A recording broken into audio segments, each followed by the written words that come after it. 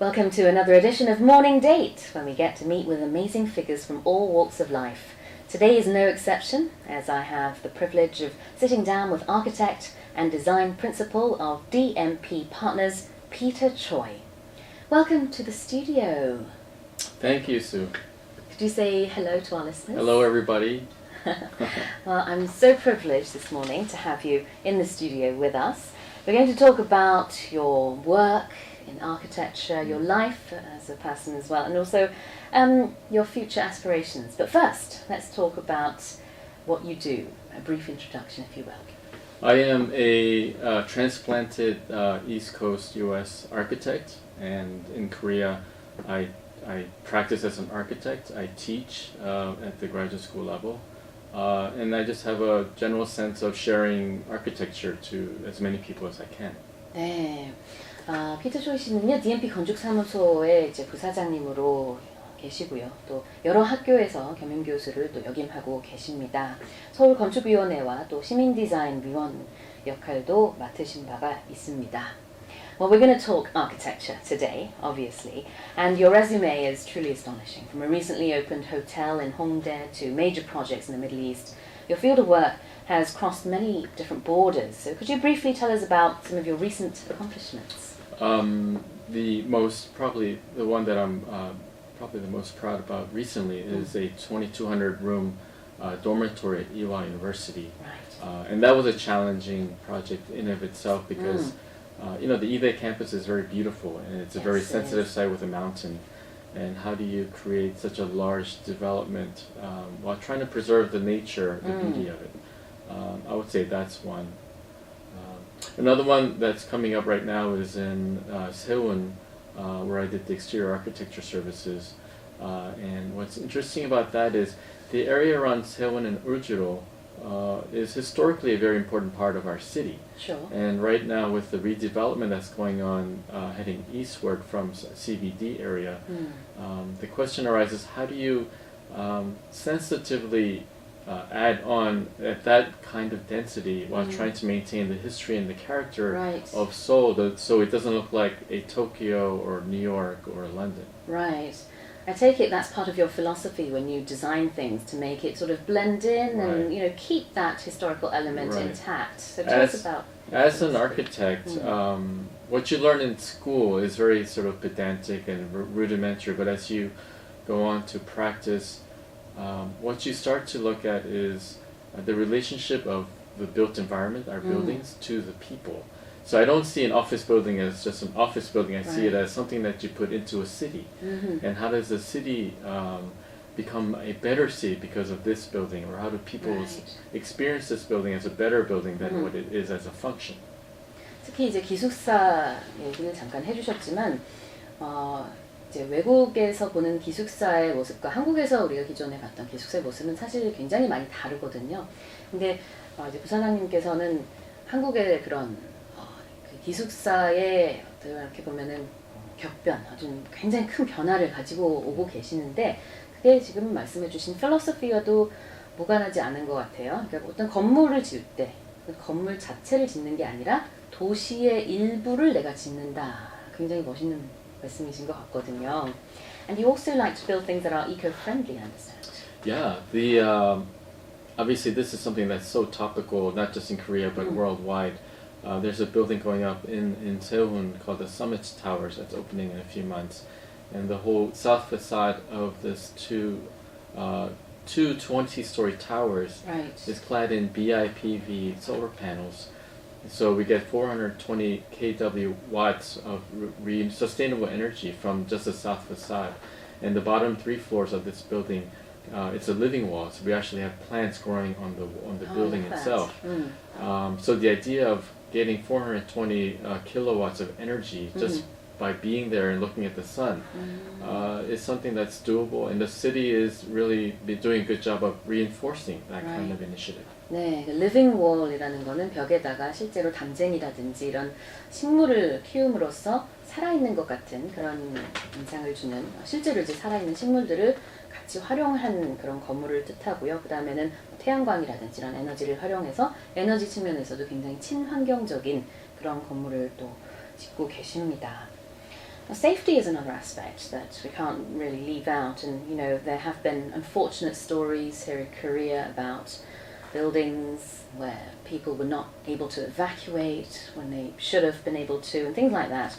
How would you say buildings in Korea are different now compared to decades ago?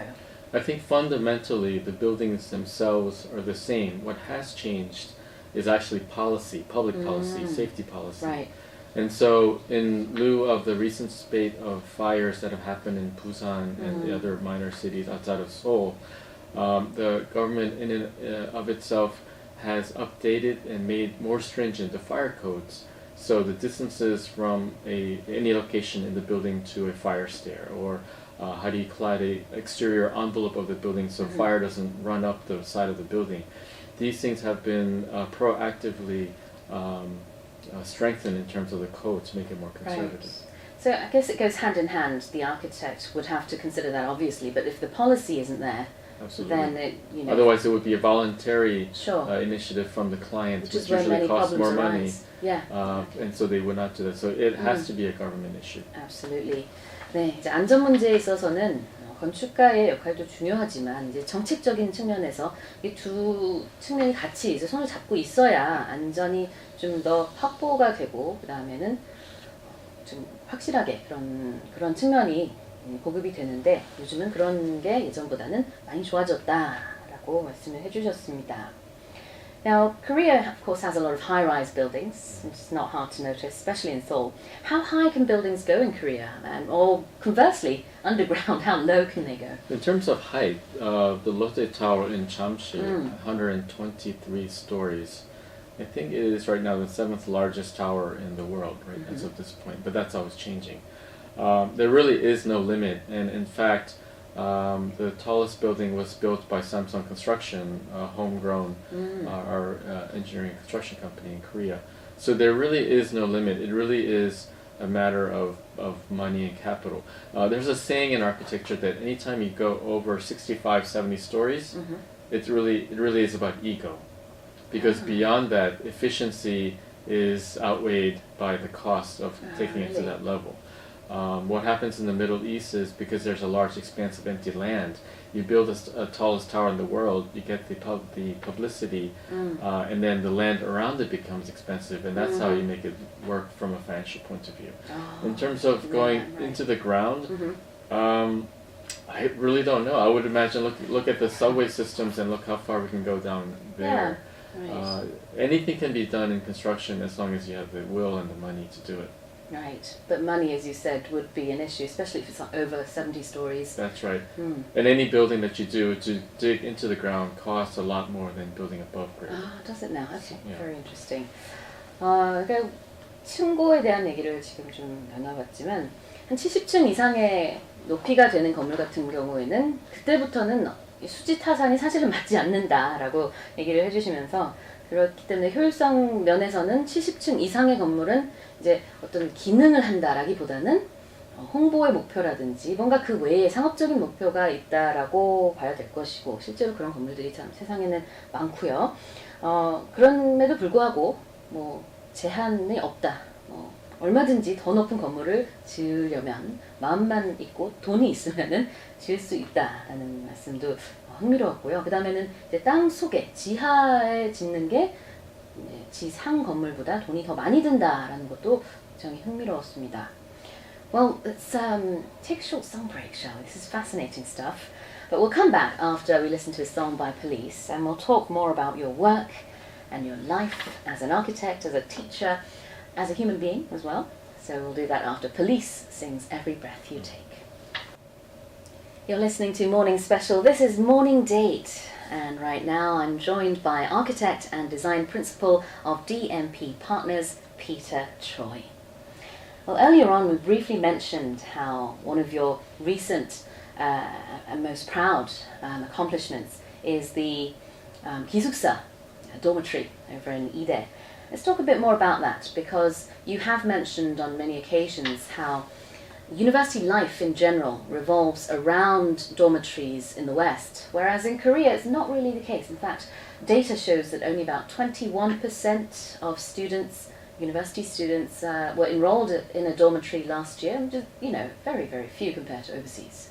That is correct. And the initiative that Iwa had wanted to start was to address exactly that. There was a deficiency in terms of the university providing housing for its students to the detriment of the students. And so this campus, because it essentially is a campus of over 2,000 kids, they wanted to create a dormitory life where it wasn't just about beds. Yeah. If you go there, it actually started initially as a residential college, and there are some remnants of that kind of mentality.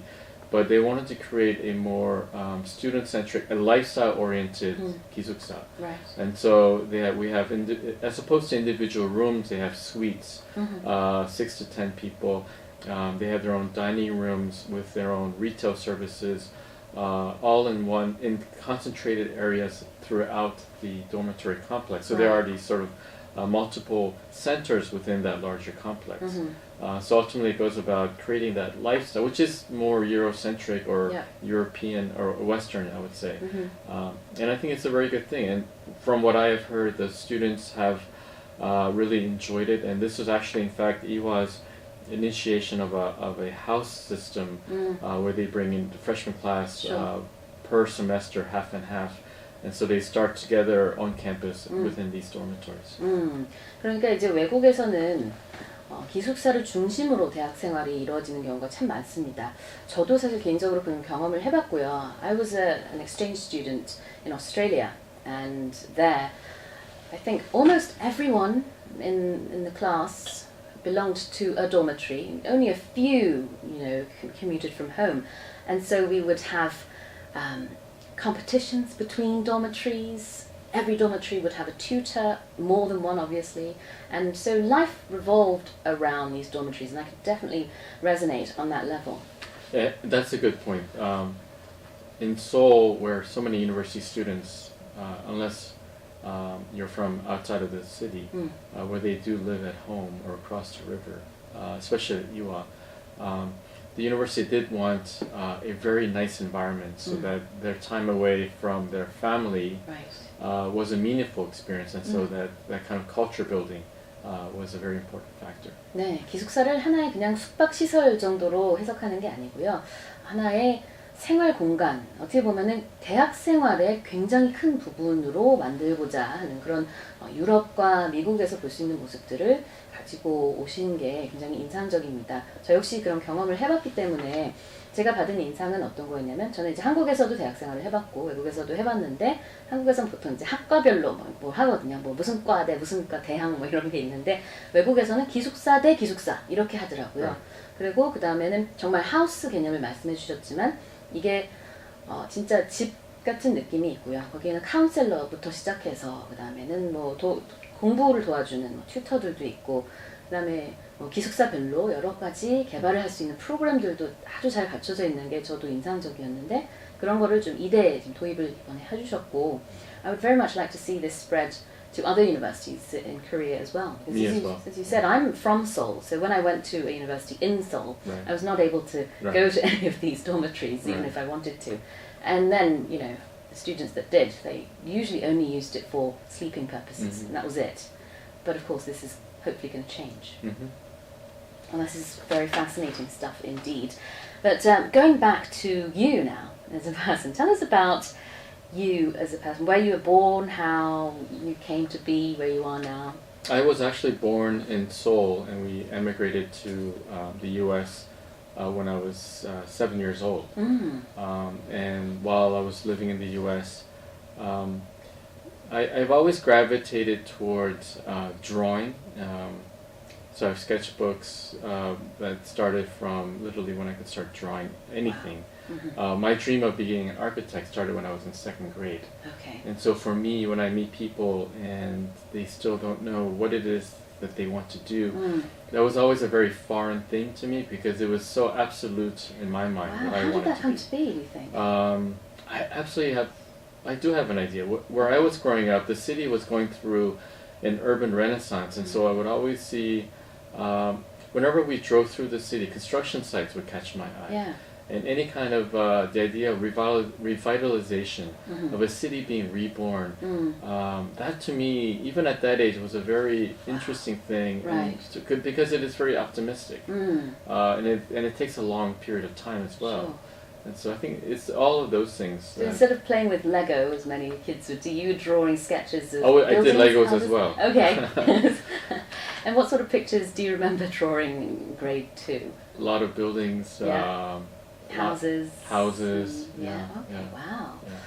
아주 어렸을 때부터 이제 스케치하는 걸 좋아했었지만 본격적으로 나는 건축가가 돼야겠다라는 생각은 초등학교 2학년 때 들었다고 합니다.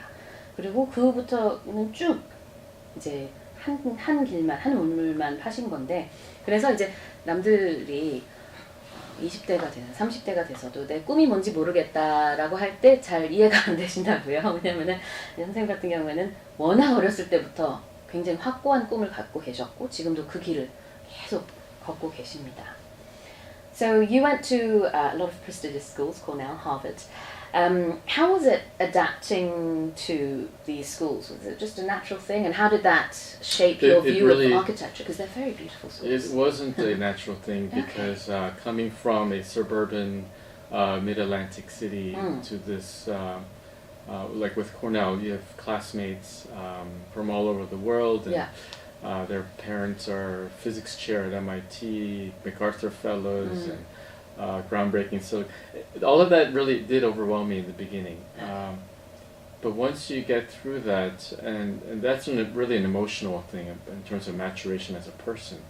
But in terms of education, I think what Cornell architecture really did provide was showing me how to be passionate about architecture, because the teachers, professors were so passionate. And in a university that's so large, our freshman class was only 80 kids. We graduated 35. I see.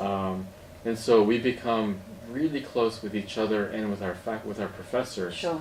And there's absolutely no competition because the program is so hard. But what that school taught me was the fundamentals of architecture. What graduate school taught me was Cornell is one thing, but when you go to Harvard, everyone is incredibly ambitious. Yeah. They feel like they As you can would conquer imagine. the world. So it's a Yes. matter of scale. Right. So then you start to look at the world in terms of how can I affect this world as opposed to just my neighborhood, my domain. And that's what I think the graduate school taught me. So I think one was teaching me fundamentals about teaching and a passion for learning that I got at undergrad.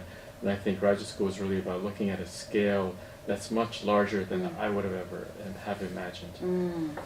코넬 대학에서 이제 학부 생활을 하는 동안에는 이제 학생으로서 교수님들의 열정을 보면서 또 이렇게 열정을 가지고 이 분야에서 일을 하고 또 학생들을 가르치는 것에 대한 많은 영감을 받으셨고요. 그다음에 대학원은 하버드에서 다니셨는데 그때는 뭐 이미 기본적으로 다 세상을 바꾸겠다라는 마인드로 입학을 하는 학생들이기 때문에 선생님도 마찬가지로 내가 어떻게 하면 세상을 바꿀 수 있을까 이런 마인드를 가지고 또 대학원 생활을 하셨다. 네. 근데 코넬 같은 경우 아까 뭐 80명이 입학을 하면은 한 30명 정도밖에 졸업을 못 한다고 말씀해 주셨는데 이것도 우리나라와는 좀 다른 모습이에요. 우리는 이제 입학을 하는 게 힘들지 졸업은 대부분 한다 이렇게 봐야 되겠지만 외국에서는 입학은 비교적 쉽고 졸업이 힘든 거죠. 사실은 졸업을 못하는 사람들이 많습니다. 그럼에도 불구하고 이제 그런 과정들을 다 겪으셨고 거기서 이제 열정 그런 거를 얻으셨는데 I'd like to talk more about you as a teacher next. I think this would follow nicely to what you learned, the passion. But before we get to that, why don't we take a song break? This is Blondie with The Tide is High. We're back with Morning Date, and today I have the privilege of sitting down with architect and design principal of DMP Partners, Peter Choi. 선생님 많은 얘기를 나누다 보니까 저도 옛날 학생 때의 그런 감흥도 떠오르고요. 너무 좋습니다. 네, 선생님이시기도 교수님이시기도 하시고. So tell us about your life as a teacher. I've been teaching as a what they call adjunct or 겸임 교수. Yeah. Over the last 10 years, first at Seoul National, and then recently for the last 5 at Hanyang University in Seoul. Right. And I teach principally graduate students. And what was really interesting was the last few years at the Hanyang University, my studios of about 6 to 9 kids, we would have students from Lithuania, Poland, Switzerland, Spain, Canada, Japan, Mongolia, and some parts of China. And it really was an international, along with the Korean students. And so for me as a teacher, it was fascinating to see how their backgrounds really affected their way of thinking and working. But what was even more surprising is in the beginning of the semester, the Korean students would ultimately be a bit behind in terms of basic skill sets. But it's that Korean DNA, that 열정, that passion, that by the end of the semester, the studio is almost at about the same level of quality. Wow. Because one of the things that I teach with my students is that they teach each other and not rely on me as a teacher. So culturally, seeing people from all over the world and then seeing the Korean kids and how they work with these Europeans and international students.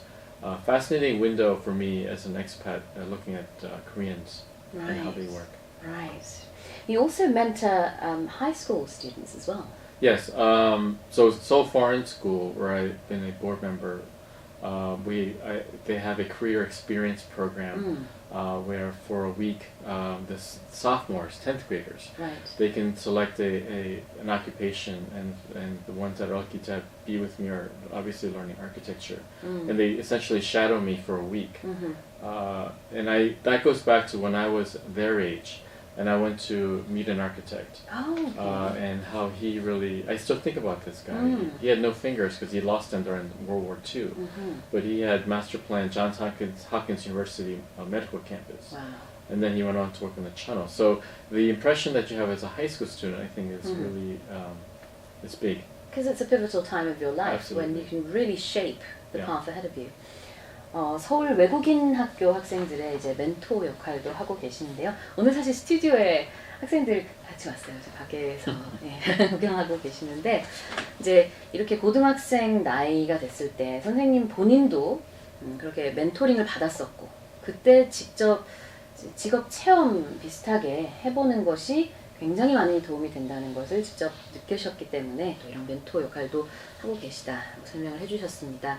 앞으로 이제 우리 꿈나무들 또 미래의 또 큰 아키텍트들이 다 되셨으면 좋겠습니다. Alright. Well, why don't we talk more about what architecture means for you looking ahead in the future? What sort of plans do you have? Well, that's interesting. You know, the life of an architect, I had a very really good teacher at Harvard, and his name was Peter Eisenman, and he said that you don't become an architect until you're the age of 50, because it takes 30 years to really learn the craft of designing, building, working with clients, construction company schedules. Right. And so I'm at that point, and so I see the next chapter of my life being the more formidable years, I would hope. And working in Seoul, I think for me what's really relevant is how does the city of Seoul, how do we develop from here? I've been in this country now for 13 years, and right as the Cheonggyecheon was opening, in fact one of my first projects, Mireas at Center 1, was the first development project after the Cheonggyecheon opened. And so coming in with that kind of change and seeing the city evolve, it's incredible the rate of change the city changes at. Yeah. When I go back to New York City or Boston, it's almost at a standstill. Actually, New York, as of late, has gotten into these super tall needle towers. But Korea is the rate of change and the pace that this city goes at. I think it's even more important that the people who govern this country and the city know the trajectory, because we go so fast, and it's always hard to make abrupt changes once you start the path. So as an architect, it's a very exciting place to be practicing, because I almost see the future happening here as it happens live. And very few cities, I think, can talk to that point. Right. And does that inspire you? It is inspiring because there's a lot of pressure put on you to understand what's happening out there, but also be able to deliver it professionally. Right. Otherwise, it wouldn't be conscientious. 그래서 이제 서울 생활 하신 지도 한 13년 정도가 되셨는데 다른 나라들, 다른 도시들과는 다르게 이제 뭔가 변하는 속도가 엄청나게 빠르다. 거기서 이제 영감도 많이 받으시고 또 한편으로는 뭔가 역사 속에 있다라는 느낌이 늘 들어서 참 좋다라는 말씀을 해주셨어요. 아무래도 뭐 뉴욕이라든지 다른 도시들은 또 조금 더 오래전부터 발전이 되어 와서 지금도 뭐 오랜만에 가도 그냥 그때 그 모습 그대로지만 서울은 좀 어디 나갔다가 들어오면은 또 뭐가 달라져 있고 새로운 건물이 올라와 있고 예, 뭐 없던 이런저런 구조물들이 있기도 하죠. So let's talk about what you'd like to see for Korea as a nation from an architect's perspective. How would you like to see Korea go? You talked about the trajectory and how things move very fast, but how should they go? I think the most important part of how this country should go is it should be based on self-reflection. I think people should understand that architecture is not, the citizens are not at the mercy of the architects. The architects should be at the service of the citizens. So as a people, as a culture, what is it that is important to the Korean people in terms of their identity? Right. So we don't go image chasing. We don't try to be like Chinese cities. They have a problem of we want to be Paris or we want to be New York, which is a cartoon in and of itself. It looks like Disneyland. And I think Korea has done a much better job. I think we're a bit more sophisticated. So what I would love to see is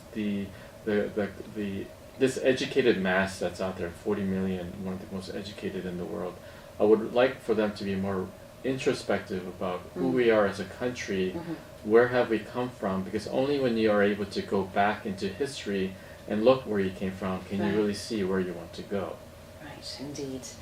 한국 이제 건축학의 측면에서 봤을 때 한국이 어떤 방향으로 나아가야 되겠느냐 이런 질문을 제가 드렸더니 조금 더 이제 자화상을 보듯이 나 자신을 보듯이 그런 방향을 좀 잡았으면 좋겠다. 지금도 잘 해오고 있다라고 또 칭찬도 해주셨고요.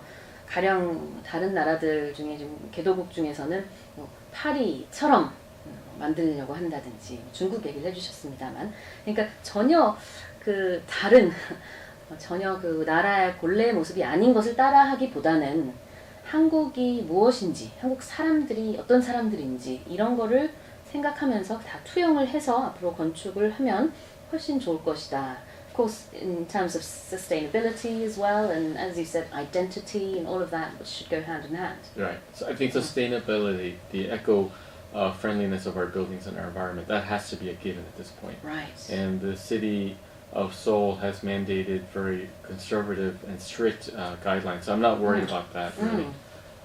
네. 지속 가능성을 우리가 생각하지 않을 수 없습니다. 건축에 있어서도 마찬가지고 지금 한국이 그런 맥락에서는 또 아주 잘 하고 있기 때문에 걱정이 되지 않는다라는 훈훈한 말씀까지 해주셔서 정말 감사합니다. Thank you so much for your time this morning. Oh, thank you for having me. I really enjoyed my time. Thank you so much. Well, unfortunately we are out of time, although I would love to talk more. I'm going to play a song now, and I hope you have a great weekend. This is Owl City, Good Times.